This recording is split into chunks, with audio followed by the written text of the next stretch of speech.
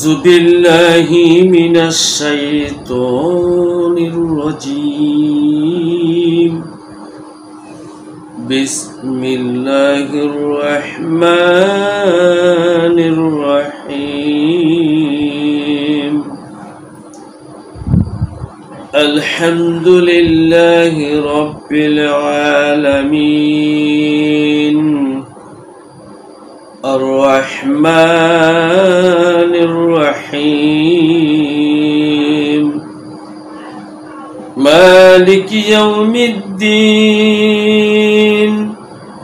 إياك نعبد وإياك نستعين اهدنا الصراط المستقيم صراط الذين أنعمت عليهم غير المغضوب عليهم ولا الضالين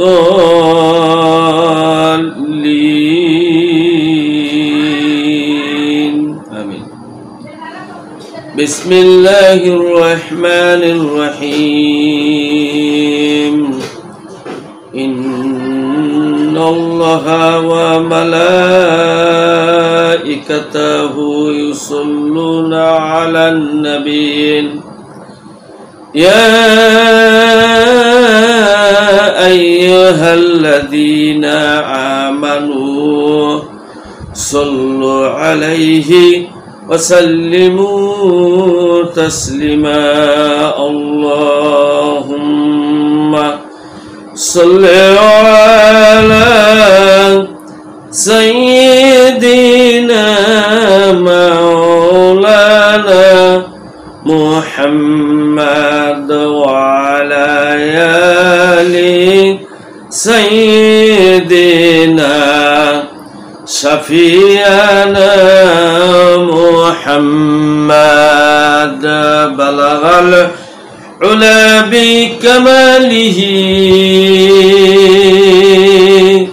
كشف الدجى بجماله حسنت زمه خصاله صلوا عليه وآله بلغ العلا بكماله كشف الدجى بجماله حسنت زمه خصاله صلوا عليه وآله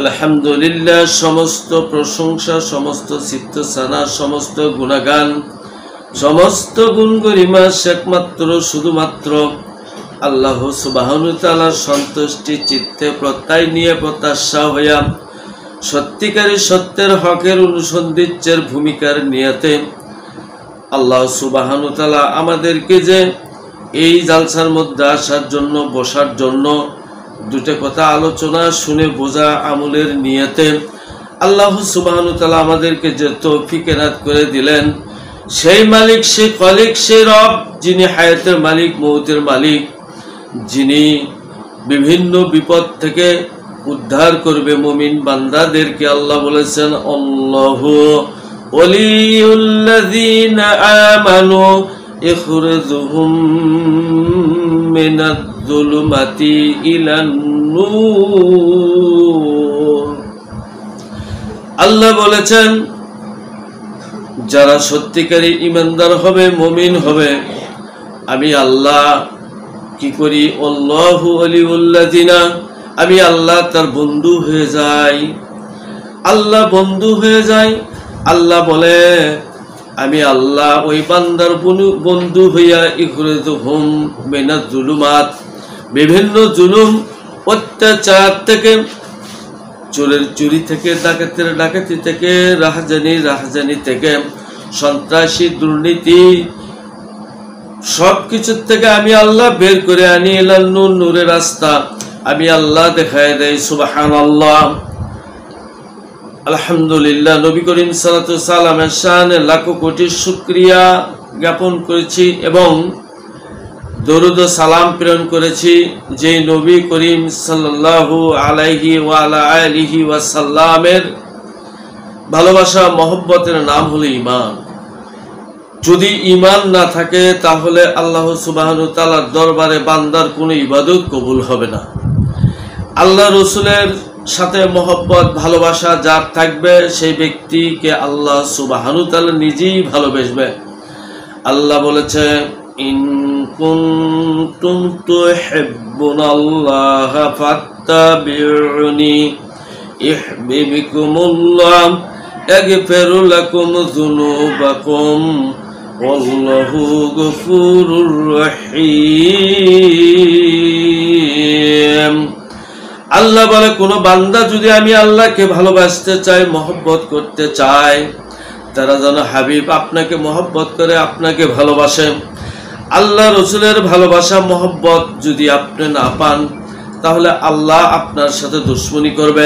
কোন বান্দার যদি নবী করিম সাল্লাল্লাহু আলাইহি সাল্লামের সাথে দুশ্মনী থাকে, আহলে বায়াতের দুশ্মনী থাকে, তাহলে আল্লাহ সুবহানাহু ওয়া তাআলার সাথে যেন দুশ্মনী হয়ে গেল।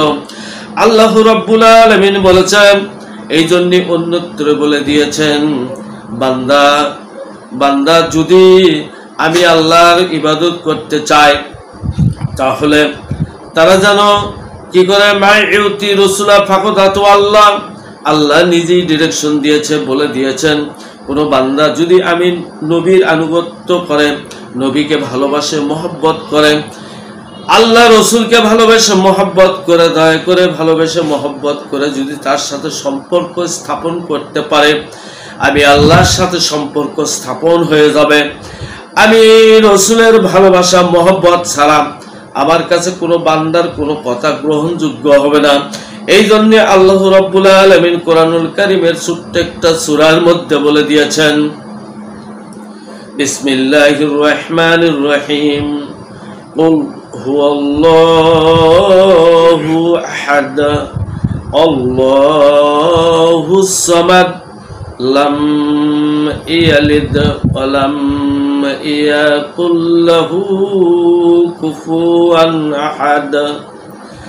আল্লাহ রাব্বুল বলেন, নবী আপনি বলে দিন। কেন আল্লাহ আপনি বলেন?